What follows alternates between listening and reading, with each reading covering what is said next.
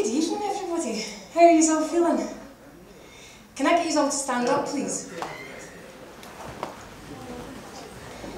Can I get you all to give me a big round of applause? I want you all to sit back down again. That round of applause was for you guys, for making it here tonight. Have you ever sat back and just thought, God, I've achieved so much in my life?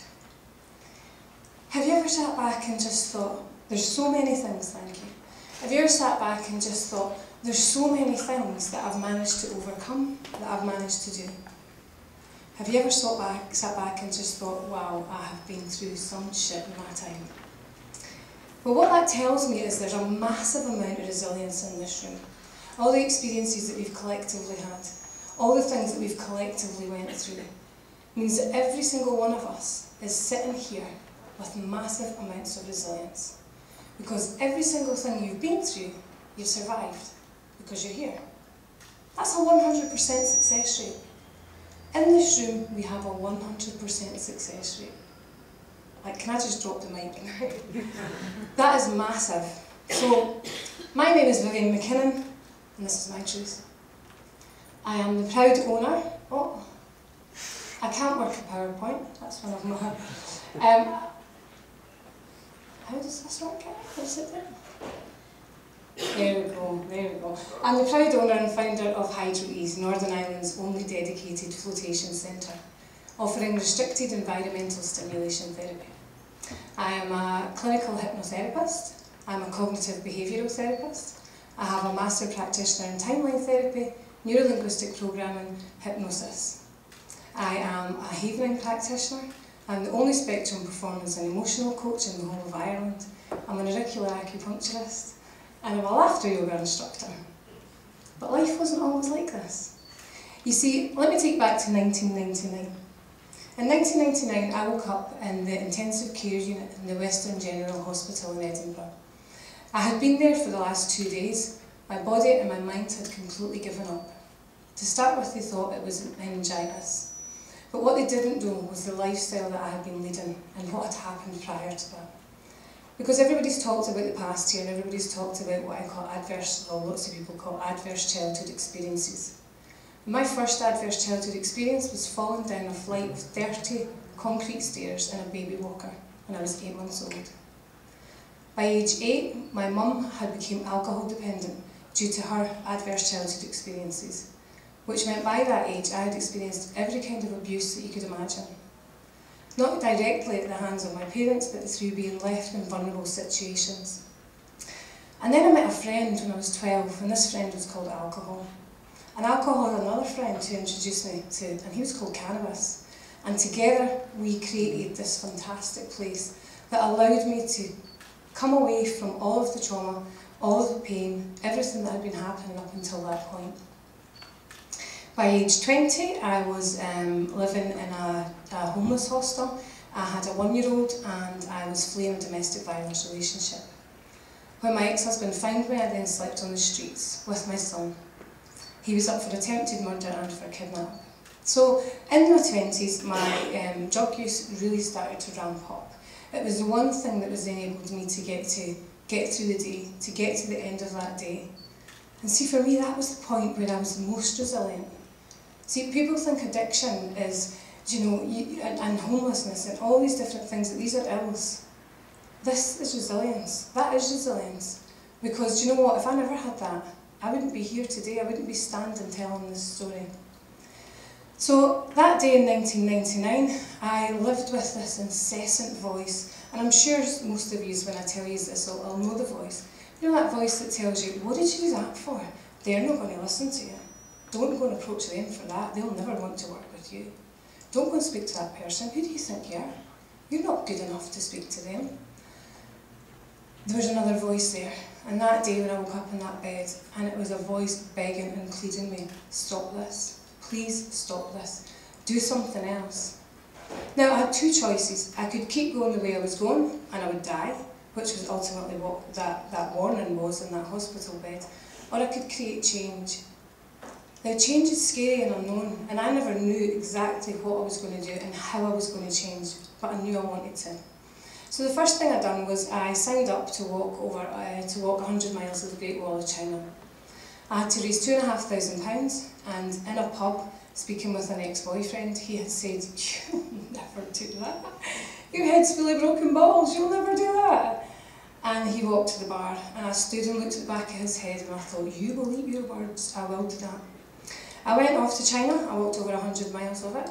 I raised £2,600 for charity. I got a grant for £18,000 and I got a grant for £22,000. So I raised £42,600 to help people, young people, children who lived in Scotland whose lives had been impacted by addiction. From there, I've lost my train of thought now, I'm standing here. So from there, I then went and challenged every single belief I had about myself. Every single thing I thought about myself, other people and the world. And I made sure that every single fear I had, every single thing that I felt had been holding me back, that I faced up to and I overcame it. And even when I was in China, I felt myself every single day, the panic attacks going off and just standing and being with it and feeling it and bringing myself directly into the moment. A few people have spoken about mindfulness and stuff here tonight, and that was exactly what happened, and that was exactly the thing that got me through. In 2004, while volunteering for a charity, one of the guys who I worked with had said to me, "You need to try flotation therapy." Now, for anybody who doesn't know flotation therapy, I'd like you to imagine a place free from gravity, a place free from all external stimulation, where the only thing you can hear is your own heartbeat, and that's flotation therapy. And for me, lying in that cabin that day, when I got out, I was like, I got in there and it was complete silence. My mind had just went completely blank. There was nothing at all to think of. There was no pain anywhere. All the pain that I had been carrying, all the trauma of the past was just gone. And I got out and I was like, oh my goodness, what happened in there? What happened? I had this vision of owning a float centre. I had this vision of helping people to heal from the wounds of the past. And I got out and I was so inspired. And then the voice came back. How are you going to do that? You left school when you were 15. You have no qualifications to do anything. So again, I started challenging that belief. Went to college, went to university, studied with some of the greatest minds in the world right now. Richard Bandler, Paul McKenna, the Rudin brothers from New York. And started to really challenge every single thing about me. Which has then led me to be where I am today, standing here in front of you guys. So how did I get there? So where does our resilience come from? And how do we create it? Do we get it from our past lives? Do we get it from our genes? Do we get it passed on from our family? Do we get it in the womb? Do we get it given to us from our mother, from the past? Do we get it from now? Do we borrow it from the future? Where does it come from? Between age 0 and 7 is our imprint stage, and there's a few people spoke about this, the importance of what we do up until age 7. This is where we are like sponges. We have the blind belief, we believe everything that's happening around about us. We take on everything about other people and what they show us, mostly from our caregivers. So in 0 to 7, if you had said to a 3-year-old, would you like to see the fairies at the bottom of the garden? A 3-year-old would say, is there fairies in the garden? And they would come with you.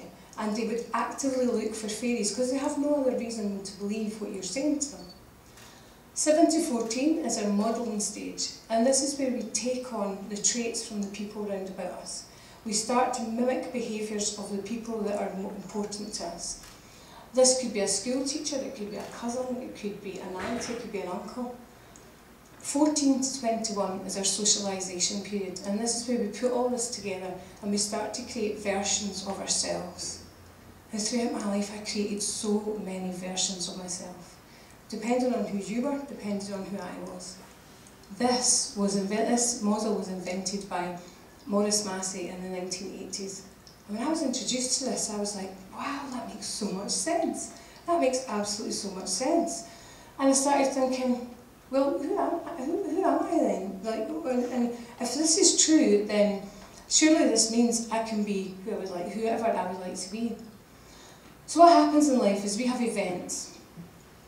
The first time we have an event or the first time we have an experience of something, So say for example, happiness. We're in a buggy, we are 6 months old, we have a teddy and we drop the teddy on the floor. Someone goes past, picks the teddy up, gives it to you and says, boo, and you giggle. And your mind does a certain thing, your mind produces certain chemicals, your body moves in a certain way. The body and the mind link that together, and that's happiness, that's joy. You have other events that lead up to that. You have another significant emotional event where you're 7 years old and you are walking along the beach with your granddad and someone slips on a banana skin and you both laugh and laugh and laugh, and that's a significant emotional event. In that moment you have given it so much meaning. You then have other events which make you laugh, which enable you to have that feeling.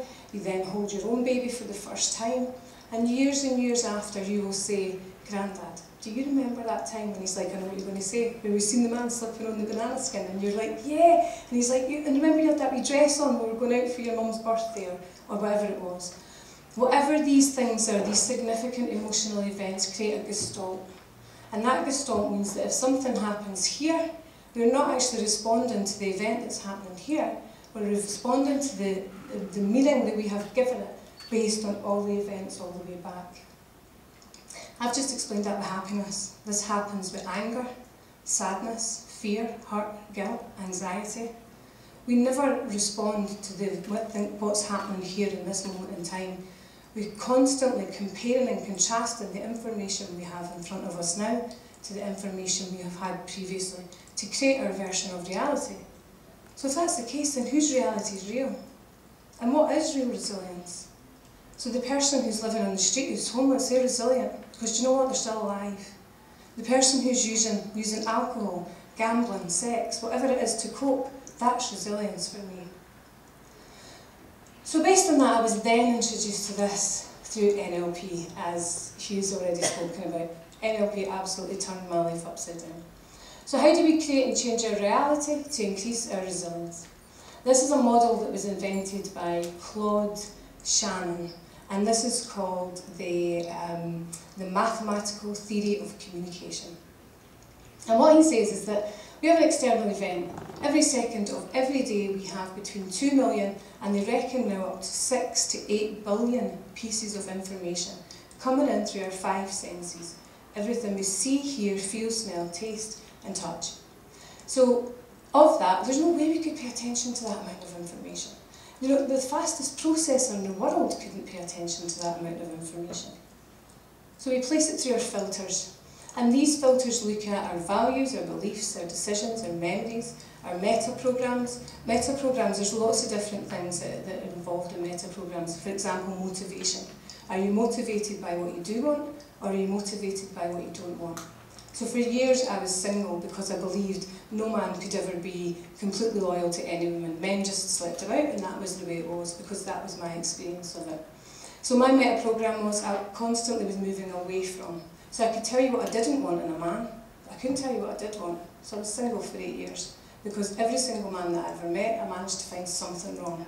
His eyebrows didn't sit right, or he wore white socks. These simple things, but had become massive. So what that then does is we then have to delete information that's not important to us, because we can't pay attention to it all. Distort information to fit our view of the world. So for years I believed I am not good enough, I am stupid, I am unlovable. So I was able to distort things to fit that. So someone would say something to me and I could make whatever they said or done mean what it meant to me. And then we generalise information. So we talk about somebody, nobody, everybody, anybody. We can only pay attention to 134 bits of information. So again, whose reality is real? That creates an internal representation. The internal representation creates a state, creates states of physiology, and that creates a behaviour, and that's what we do. And the more you do something, the better you get at it. And that's what happens with resilience. So the more things you've been through, the more resilient you have the opportunity to become. If we never go through adversity, how do we know if we're resilient? And how can we build on that?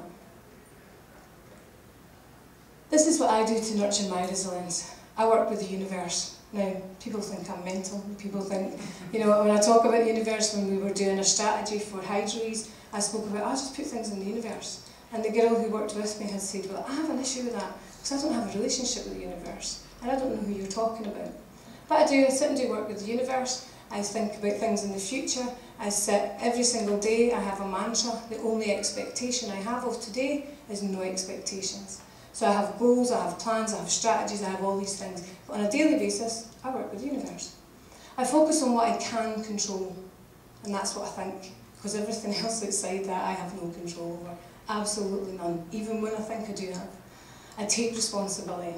I take responsibility for everything that happens. I take responsibility for the conversations I have.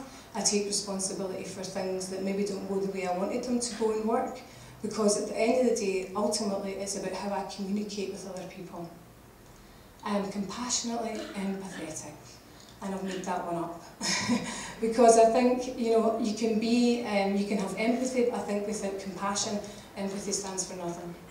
I think in the positive. So instead of saying I need to do something, I have to do something, I should do something, I tell myself it would benefit me too. And the power of the suggestion of what if. What if gives the unconscious mind various different opportunities. I can't. There's nothing in that. The unconscious mind doesn't know what to do with that. And I focus on opportunity. I focus on the doors that are open as the ones that are closing that are right in front of me. I'm quick to turn around and find that. So basically what I'm saying to you is, you don't have to be your story. You can become whoever you want to become. And I firmly believe that the magic is in every single one of us. I believe that we have the power for personal transformation simply by believing that we can. And as someone else has said, why me? Why not? Before I say thank you, and this is all my contact details, I'd just like to leave you with one quote. Others may be responsible for pushing you down, but you're responsible for getting back up again. Thank you.